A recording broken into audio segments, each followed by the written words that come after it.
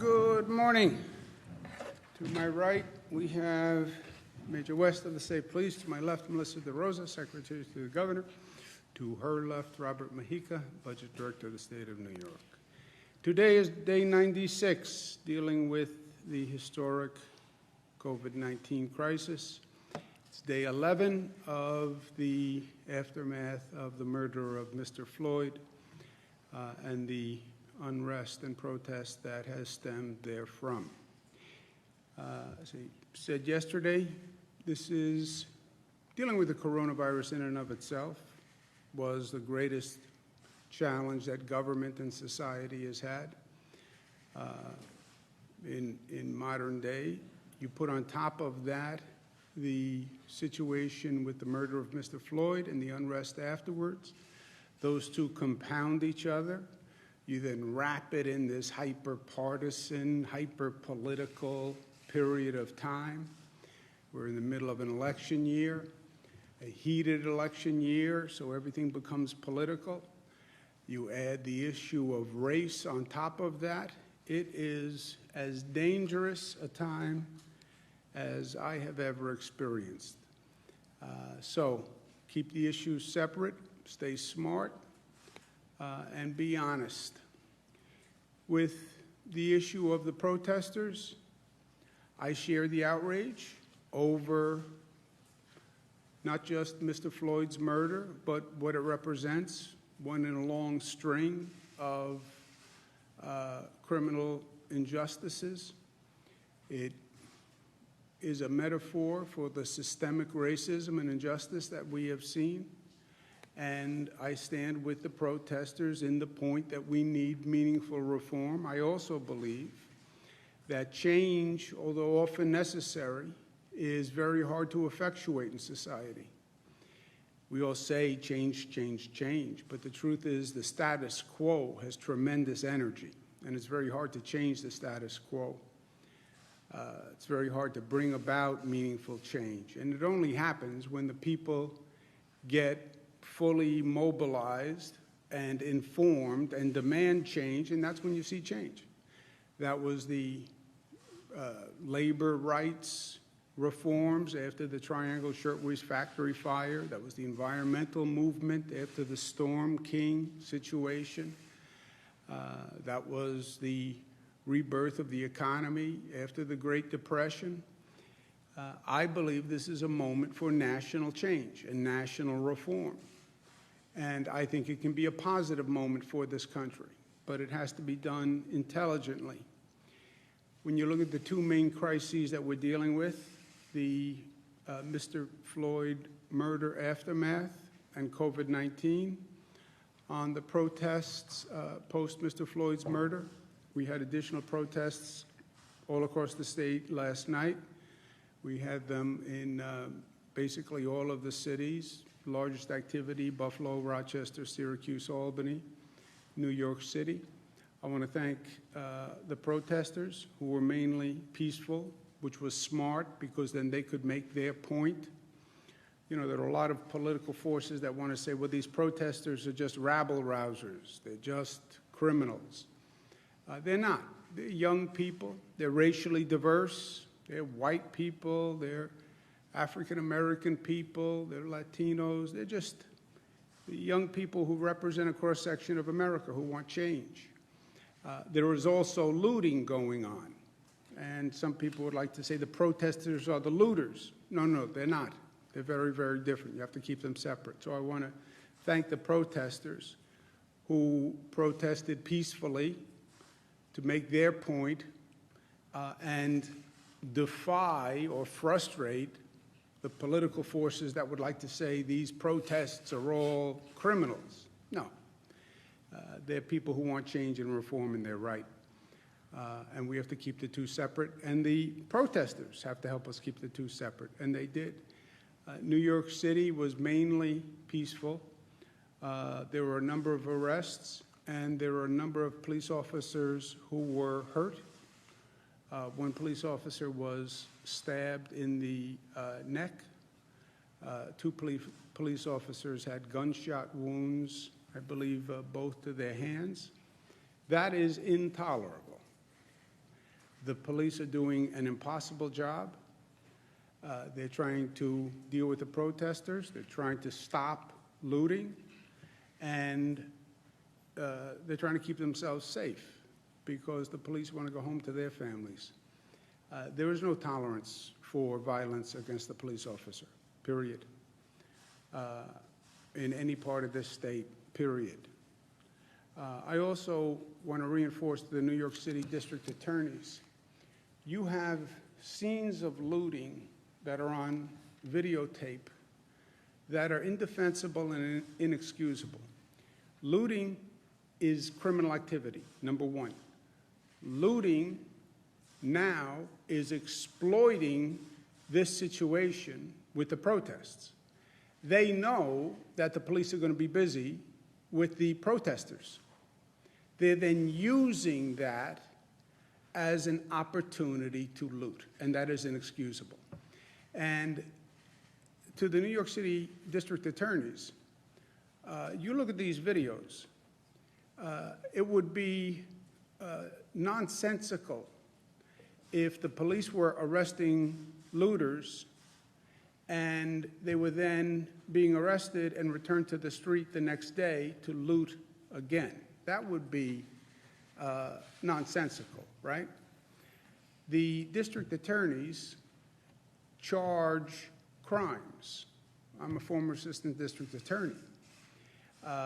You look at these videos, burglary too can be burglary with a dangerous instrument, like a pipe, like a crowbar, like a rock, like a brick. But if you have looters who are using rocks, breaking windows, stealing, these people should be charged for the crime that they are committing and bail set, right? I understand the political environment. I also understand that the law is the law, and they should charge crimes appropriately. On the COVID-19 front, good news, continued good news. Total number of hospitalizations are down. Number of lives lost, 52, a little bit higher than yesterday, but this is all within the statistically, these are irrelevant differences. I don't believe the system is this statistically accurate. So we're seeing a continued decline there, although obviously 52 lives lost are 52 too many. But we see that overall movement is still in a positive direction. Few more facts so people understand exactly where we are and how far we've come. The testing is the most immediate data on where you are. Testing is, you test people yesterday and you know how many people tested positive yesterday, okay? We do about 50,000 tests per day. Is that a lot or a little? It's more than any state per capita. It's more than any country per capita. And one day we'll talk about how New York was able to ramp up their testing to be the testing capital of the world. But 50,000 tests per day. That is an immediate snapshot of where you are. 50,000 tests yesterday. Long Island, 2% test positive. New York City, 2% test positive. Western New York, 2% test positive. Capital Region, 1% test positive, okay? Which is remarkable in many ways. It's remarkable in comparison to the other. If you remember, New York City was much higher than upstate New York. And now you see Long Island, New York City, Western New York, all about the same. Capital District a little lower, but again, these numbers, when you get that close, I wouldn't rely on them. But look at how far we've come. Long Island was 2% yesterday. 2 weeks ago, it was 4%, double that. I'm sorry, 2 weeks ago it was 4%, double that. 4 weeks ago, 1 month, it was 11%. 6 weeks ago, it was 20%. We went from 20% to 2% in 6 weeks. Well, what difference does this socially distance make, masks make? I think it's all a bunch of malarkey. Oh, really? Then you tell me how those numbers dropped like that. Everything we have done is smart and is working. And it's in the numbers. It's not my opinion. It's not my theory. It's not because I'm from New York. It's not because I'm a Democrat. It's in the numbers. New York City was 26% 6 weeks ago, 2% today. Western New York, 15% down to 2%. Capital District, 12% 6 weeks ago. 6 weeks ago was like yesterday. So we're making great progress. But as fast as these numbers came down is as fast as these numbers can go up. As fast as these numbers come down is as fast as those numbers go up. I was speaking to somebody this morning who used a bizarre metaphor. I lost 5 pounds over the past 10 days. Yay! Okay. You lose discipline and you go back to your old eating habits and non-exercise habit, you'll put those 5 pounds right back on over the next 10 days. It came off, it'll go right back on. It is a tortured analogy for this situation. This is all a function of our behavior, nothing more, nothing less. On the reopening, reopen with caution. Why? Because we've seen too many examples of reopening where they didn't do it right and it boomeranged, period. You look at the states that opened fast, without metrics, without guardrails, it's a boomerang. And it's not just 1 or 2 states as an example. North Carolina, look at these numbers of these other states. Look at when they opened and look at the line after they reopened. North Carolina, South Carolina, Texas, Arizona. Look at those numbers. This happens in New York. With our density, we go right back to where we were. And it's not the exception. It's almost the rule. California, you look at them reopening and then look at the curve after the reopening. California, Florida, Mississippi, Missouri, Alabama, Arkansas, Tennessee, Utah. What am I worried about? I'm worried about that. Why? Because it happens quite often. As a matter of fact, it probably happens more times than not. And if we're not smart, that's what's going to happen here. Sweden had a different policy. Sweden didn't do the full close down. They did a limited close down. And everybody said, oh, well, why don't we do what Sweden did? I said, well, we're not Sweden. And who knows that what Sweden is doing is actually right? The lead person for Sweden, who came up with the plan, we don't have to close down, now says, oops, maybe we should have closed down. More people died than had to die. Even the countries that did it right and then reopen see this second wave, this second spike, where the numbers go up again. So, I'm not a nervous Nelly. I just read the numbers. With the protesters, they could actually compound the situation. Why? You have 30,000 people who have been protesting statewide. You look at the video as well as I look at the video. Many of them wear masks, thank God. But there's no social distancing. You look at the encounters with the police are right in their face. They're right in the face of the police. 20,000 protesters in New York City, 1,000 protesters on Long Island. These are big numbers. And yes, they're young people and they're superheroes and nothing can affect me. We're going to open the testing facilities for all people who are at a protest.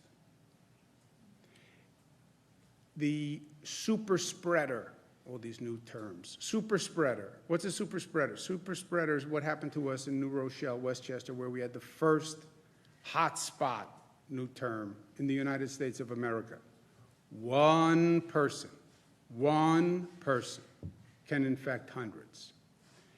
If you were at a protest, go get a test, please. The protesters have a civic duty here also. Be responsible, get a test, go to the website, find out the testing site nearest you. We have 700 in the state. You can get a test, get a test. Also, allow the police to do their job when you're protesting. The reason the peaceful protest is so important, not just so you don't get categorized, stereotyped as criminals, but so the police can actually focus on their job, which is stopping the looting. Wear a mask and tell people that you may have been exposed to COVID. If you were at one of those protests, I would, out of an abundance of caution, assume that you are infected. And tell people, when you go home, tell your parents, tell your sister, tell your brother, who may not be 25 years old and consider themselves a superhero. Tell people, I may have been exposed, and act like you may have been exposed. Because, by the way, you may have been exposed. And you're not worried about yourself? That's a different conversation. Worry about your 55-year-old grandfather, or your 62-year-old grandmother, or your 60-year-old parent, or uncle, or aunt. They can die from this virus. And by the way, you could too, but that's a separate conversation. Also, there's a lag in the numbers, remember. Somebody goes to a protest last night to get infected.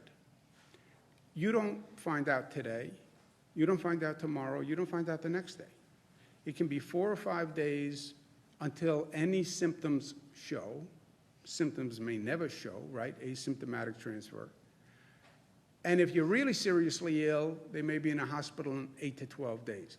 8 to 12 days is a long time when we're measuring day to day to decide what to do. You saw the difference in the numbers. 2 weeks is a lifetime in the numbers. So if you had a viral spread through these protests, we're not going to see it in the numbers for a while. And in the meantime, we're making all these decisions on reopening. So it's important that people act responsibly for themselves. You went to a protest, get a test, tell people, act as if you may have been exposed. New York City enters phase 1 Monday with all of this going on. New York City had the highest number of protesters. We have to be smart. The protesters themselves could wind up causing a spike. So we have to be smart. The businesses that were looted, and look, the other reason why I'm saying to the district attorneys, they should take these looters and punish them for what they did. Many of the businesses they looted were mom and pop businesses in distressed communities that were struggling in the first place. In New York City, Rochester, many of these businesses were essential businesses for the poorest communities in those locales. And they looted mom and pop stores that don't have the resources to rebuild and reopen. So we're going to do everything that we can do to help them. Department of Financial Services, DFS, regulates the insurance industry. They're going to direct insurers to expedite all claims for all looted businesses, free mediation services to accept photos as proof. If a looted business has trouble with their insurance company, go to the Department of Financial Services, the website, and they will provide relief. Because the numbers today are good, we're going to act on the data that we have. We're going to go to outdoor dining as part of phase 2. And that affects all the communities that are already in Phase 2, and there are a number that are about to enter Phase 2. Westchester, Rockland, Hudson Valley go next Tuesday. Long Island goes next Wednesday. Remember what outdoor dining is. It is outdoors. That's why it's called outdoor dining. I know you have a lot of restaurants that want to open. This doesn't say restaurants open. The enclosed spaces are an issue. Outdoor dining, there's no roof. There could be a canopy, but it is outdoor space. It's open air space. The wind is blowing.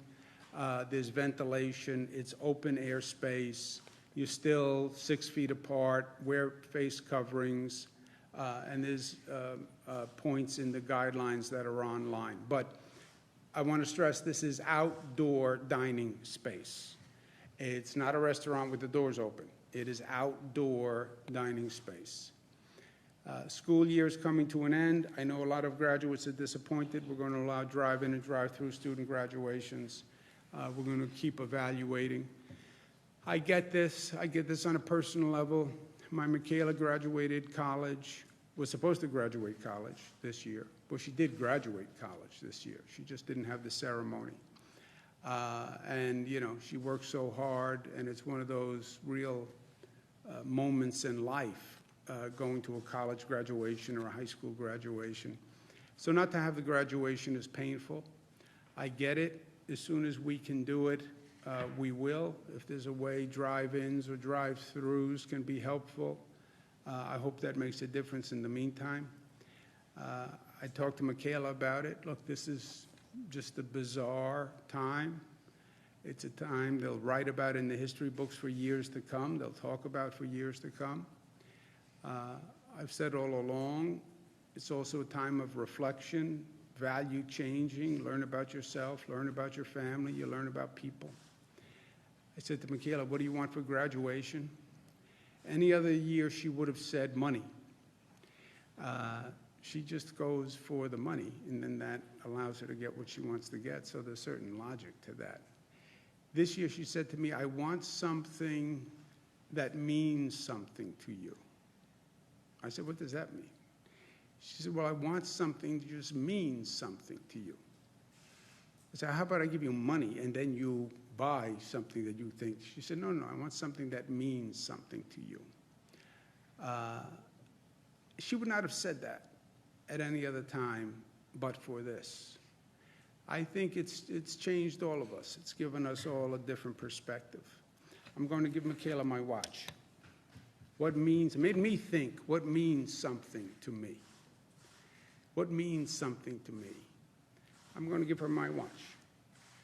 It means something to me. It's the best thing I have that my father gave me. My father gave me the watch when I was elected Attorney General, my father and mother. So I've had it for about 14 years, but it means something to me. So she won't be able to wear it because it's a man's watch. Maybe she can. But it means something to me. And you know what? It's a smarter gift. It's a better gift. It means something to her, means something to me. And this whole period has brought us to a deeper place as a family, for my own family, and for myself. But I get what it's like not to have the graduation. Today at 2 o'clock, we'll have a moment of silence statewide in respect for Mr. Floyd and his murder and his family's pain and grief, and as a symbolic moment to say, we understand what happened, we're sorry, we grieve, and this is an injustice that should never happen again. And we're going to act. We're going to act in the state of New York. We'll pass 50A, which releases disciplinary records. But we stand in solidarity with the senselessness of his brutal murder. And that is part of being New York: tough, smart, united, disciplined, loving. It's about being loving. loving for one another. Governor, last night we all saw videos of New York City. Systemic racism and changing policy and overall having more honest conversation about race. Is there an element of personal responsibility that's being overlooked that should be addressed? For example, in Albany, we talk about underfunded schools, but truancy is also a significant problem. Or Police Chief Eric Hawkins will tell you there's a lot of conversation about over-policing in minority neighborhoods, but the calls for service are also disproportionately high there. Look, there's no doubt. Your expression, honest dialogue, was right. It has to be honest, because these are complex topics. There is no one answer to this. We're dealing with the issue of racism and discrimination that has been the continuing sin of this nation. We have never resolved it.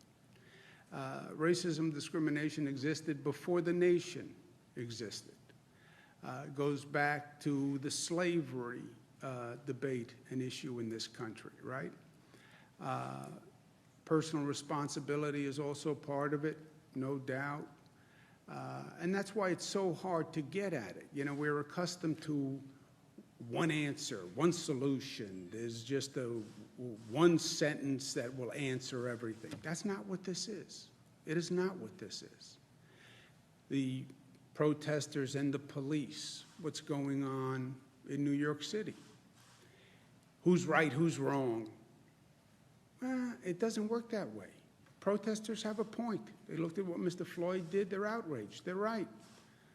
Police have to do their job. They have to protect the public safety. They have to stop the looting. They have to do their job. People attack police officers?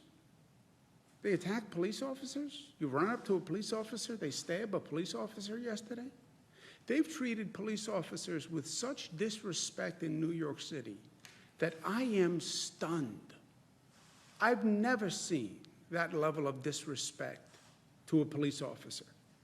Now, I come from a different time and place, but a police officer, you wouldn't dare disrespect a police officer. But this is at a level that is just inappropriate, unconscionable. So it's complicated. There is not going to be a simple answer. It seems like elected officials, though, speaking of the honest dialogue, fear political consequences from both sides, no matter what the position is, because if you are of an opposing position to the other group, there is a label that's placed on you. So a lot of people fear that when it comes to having an honest conversation about where responsibility may lay. Yeah, you are so right. You are so right. And that's why I say, look, you have these issues going on, and then the overall dynamic, the electricity in the air, is this hyper-partisan, hyper-political. So when you try to be honest and nuanced, the other side uses it against you. And there's this demonization, right? It's because everything is black and white. You're right, you're wrong. You're with the protesters or you're with the police. And it's this divided. Everything is divided. And there are forces that try to divide. Divide racially, divide politically, divide by sexual orientation, divide by the issue of choice. Divide urban versus rural. Northeast versus, those are Democratic states, those are blue states. Everything is divisive. So when you try to have an honest conversation, the politics can overwhelm it. And it makes people afraid to have an honest conversation because they're going to be attacked politically. That's why it was so important for me at the beginning of this coronavirus situation to take myself out of the politics. You know what? I'm going to tell you the truth. You want to attack me from the left, you want to attack me from the right, God bless you. But I'm out of the political business. I'm not running for president. I'm not running for anything. I'm not going to Washington. I am here as long as the people have me. I have no politics. I'm just going to tell the truth. But you're right. It is a hyper-partisan, hyper-divided situation, and you're trying to talk about a very sensitive, complex, nuanced topic in an environment where people are looking to take anything you say and use it against you. And it is extraordinarily difficult in this totality to have this kind of open, honest, candid, frank discussion. Last night we all saw videos. Let's do something, okay? We're here. You don't have to yell. My hearing still works. And we'll just do this in a semi-orderly way so we show people that New York can be a decent, safe, loving, united. Mr. Spector? Well, we're New Yorkers, right? Yes. Oh, I know that. Just want to follow up on that. How do you address that as a leader and as a state, this issue of racism that you're seeing now as a result of the situation that we're in? What was the first part? Well, just how do you deal with that as a leader and as a state to try to address this divide that you're seeing? Joe, how did I deal with COVID? By the way, how did I deal with the issue of marriage equality? How did I deal with the issue of gun safety? How did I deal with the issue of minimum wage? I just tell people what I think. And I give them the facts first. Here are the facts. Here are the facts. Not Democratic facts, not Republican facts, just facts. You know, you turn on a lot of this cable news, you have like Democratic facts and Republican facts. You can't have a Democratic fact, and you can't have a Republican fact. A fact is a fact. A number is a number. You can't change it because you're a Democrat or a Republican. I give them the facts, and then I tell them, this is what I think. You know, I'm in a political position. I represent Democrats, I represent Republicans. I represent independents, I represent conservatives, I represent Buffalo, I represent Manhattan. I don't have that political tension to me, you know.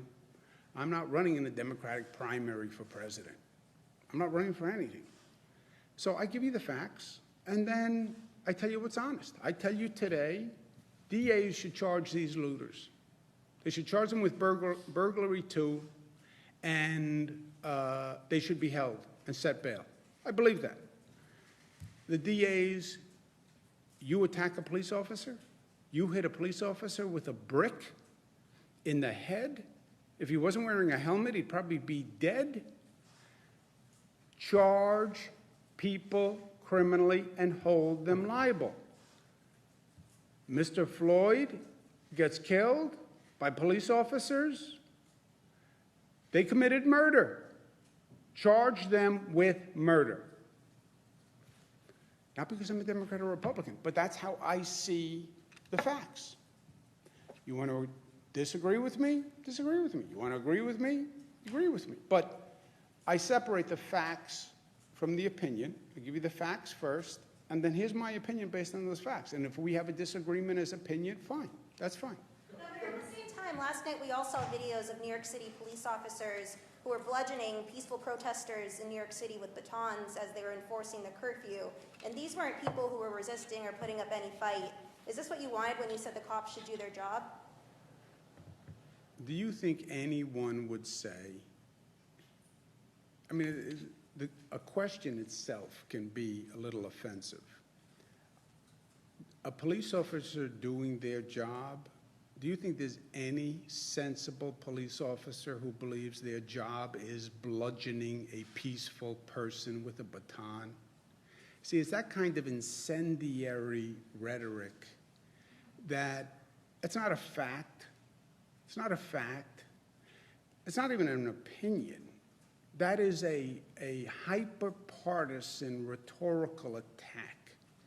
Police bludgeon peaceful protesters with batons for no reason. That's not a fact. They don't do that. Anyone who did do that would be obviously reprehensible, if not criminal. So, Governor, I have two reopening questions. I hope you'll answer both. One's on high school graduation and one is on childcare, which parents really want answers on. So first of all, you said that you'll only allow the drive-in and drive-through graduations. We've been following this issue for a while. We've spoken with a lot of high school students, including one from Shalmont High School in Schenectady County, who is a part of a petition of 5,000 students that want in-person high school graduations with social distancing. He's an immigrant from Pakistan. This means the world to his family. This is a moment they've been waiting for. The parents have been waiting their whole lives to see this moment of their child graduate. You're allowing patios to open for outside dining, so why not allow high school graduation ceremonies with the social distancing and allow these students to have that moment? I know you said your daughter's in the same situation, but is there a way to make this happen for these families? Have you, I mean, did you hear anything that we've been talking about for the past 96 days? Yeah, but how do you justify What difference does it opening a make? patio and not Look, I having don't a want to be graduation? difficult. I know. It's a Pakistani immigrant family that wants to have a graduation. I get it. It's not really relevant that they're from Pakistan. It's not really relevant. Yeah, I know, but that's not the issue. The issue is a public health issue, and you don't want people sick and dead. That's the issue, right? It's about death. It's about balancing the risk versus the reward, balancing the desires and wants versus the consequences, right? We went through New Rochelle, Westchester. People went to a ceremony. They were having a celebration and a religious ceremony. Beautiful, of course you should go. Yeah, people died. People died, right? So, yeah, I know everybody wants to go to a high school graduation. I get it. Not if they're going to die, right? Okay. Go ahead, Bernadette. Are you asking prosecutors to, on their own, up charges for looters? Not up charges, Bernadette. It would change Charge appropriately. Charge appropriately, but right now, burglary 2 only counts if you're entering someone's dwelling, not somebody's store. Just That would be charge burglary 3. appropriately. Charge appropriately. So are you giving them judicial discretion in this sense? No, charge appropriately. Look at the facts, look at what they did, and charge appropriately. That's what I'm saying. Don't feel, well, there's a political environment where I don't want to charge because it's not political to hold people accountable for crimes. The law is the law. The law, we have to be very careful at times of high political pressure that people still enforce the law as the law. Police enforce the law. Police have to do their jobs in a political environment or not. DAs have to do their jobs, enforce the law. I'm not interested in a political enforcement of law. I'm interested in enforcing the law as the law. You had a point, Melissa? Yeah, if I could. So Penal Law 140.25, Subdivision 1, applies to stores. It applies directly to looting. I think what you're referring to is the changes that we made in the budget that applies to dwellings, which actually aren't even in effect until July 3rd, right, because there was a 90-day lag. This has always been the law. It wasn't changed in the budget. And it says that bail could be set if a person is A, carrying a dangerous instrument, which includes a rock, B, uses a rock, brick, or the like to break the window to gain entry, or C, another participant acting with the defendant that did A or B. That is burglary 2 under Penal Law 140.25. So I understand some of the district attorneys may feel uncomfortable charging that as Burg 2 because traditionally they charge that as Burg 3, but they have the tools available to them, and I think what the governor is saying is they should use them. So are they incorrectly applying the law at this Yes, point? they're not using the tools that are available to them. This is the opinion of our counsel's office as well as the legislative counsel's offices, which wrote the law. Yeah, but there's no incorrect. It's not a blame. I know it's about you want to who's to blame. I'm not blaming anybody. Look at the facts, look at the law, enforce the law as the law without political pressure. Governor, just return to last night. In Academy Plaza in Brooklyn, the police did use batons and they did use physical pressure to try to disperse protesters. Some protesters do you make of those tactics, and is that appropriate for clearing a curfew? Police have to enforce the law. If you are violating the curfew and you refuse to leave, so you continue to violate the curfew, the police officers have to enforce the law, which is you're supposed to be off the street. But the use of batons seems particularly violent, particularly when all of these protests are about police brutality at its essence. So is the use of batons and physical violence or force Well, a baton, I didn't see any, I don't know what you're talking about with Cabinet Plaza in Brooklyn. But when you say use a baton, what does that mean? Did they hit somebody with a baton? That's what our reporting shows. Your reporting says they hit somebody who didn't do anything wrong. Well, if they hit somebody, if somebody's standing there and they just walked up to somebody and hit them with a baton, clearly that's wrong, right? But I don't believe that's what happened. If they did do that, it's wrong. Do you expect that to be a full repeal that the legislature will go for, or will it be a modification to address some privacy concerns that PBAs have raised? Well, there are a number of concerns about 50A, about how you do it, and I'll work with the legislature. We haven't had any specific conversations yet. Let's take one more. Dan? 5 years ago, you signed an executive order having the Attorney General look at police-involved deaths. Do you want to see the legislature codify that finally as they consider these bills over the next few weeks? And are there ways to strengthen it? I'm sorry, did you say 5 minutes ago I signed? 5 years ago. Yeah, I was going to say. Well, you realize how smart that executive order was now, right? Because those are the reforms they're talking about that need to be made. We did that 5 years ago, and again, by executive order, not by the law. I tried to change the law, which sort of vindicates this whole movement, right, that's out there. Even in New York, I couldn't get the law change passed. That's why I had to do it by executive order, and that was 5 years. And I believe this is a common sense reform. I don't believe the DAs should be investigating police abuse of their police force. Why?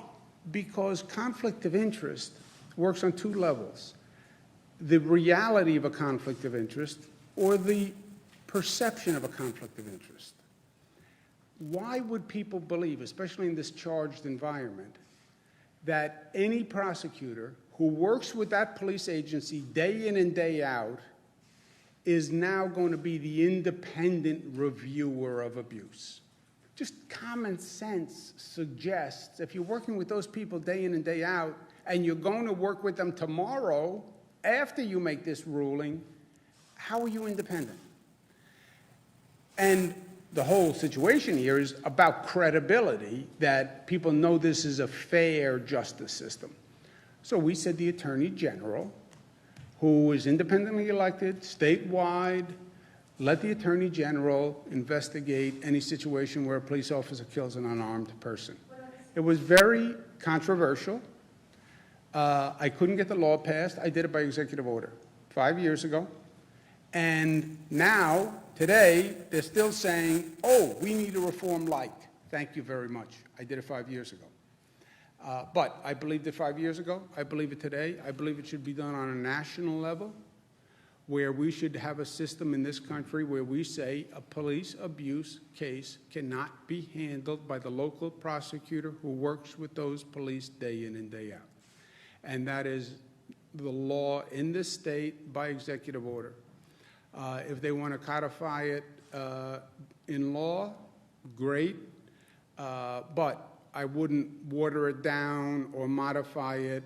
I'd rather keep it nice and clean, if only by executive order. I'm going to go to work. Sarah. Please. What about the state police? Local highway superintendents who tell us they're trying to get reimbursed for the public works projects, and the system's been frozen. Should they stop doing those public